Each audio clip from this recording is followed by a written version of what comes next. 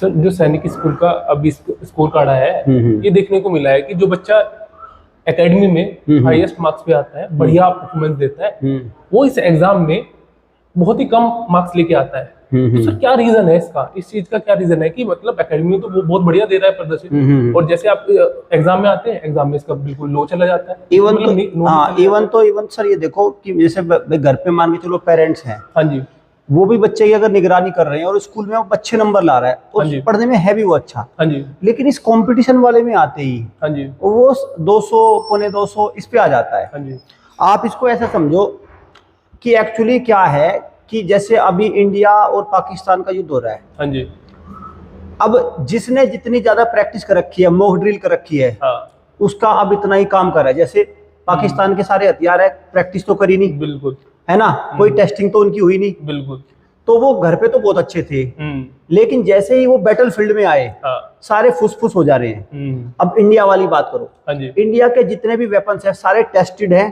Practice है।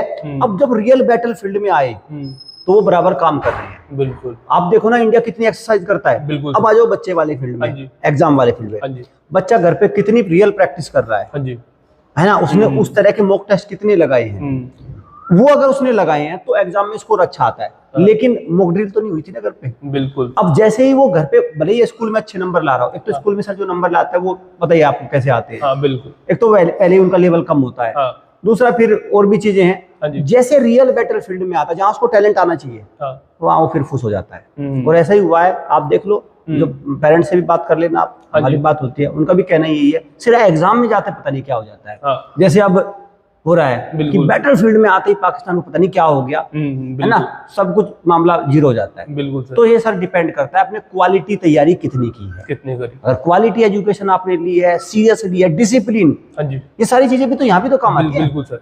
भाई जब भी तो जाके बच्चा सर सैनिक स्कूल से, मिलिट्री स्कूल से ऑफिसर बनता है। बिल्कुल सर, एक कंपटीशन ही है, ये कंपटीशन ही तो है वो भी। बिल्कुल। वो सारी चीजें यहाँ की वो वहीं तो ट्रांसफर हो जाती है। हाँ जी। तो ये सब चीजें हैं, ये आपको ध्यान रखना। तो क्वालिटी, कंसिस्टेंसी, डिसिप्लिन, ये सारी चीज अगर बच्चे के अंदर है तो फिर वो अच्छा स्कोर लाता है, अदरवाइज फिर यही होता है। और ये पेरेंट्स को इसको सीरियस लेके आगे बढ़ना होगा।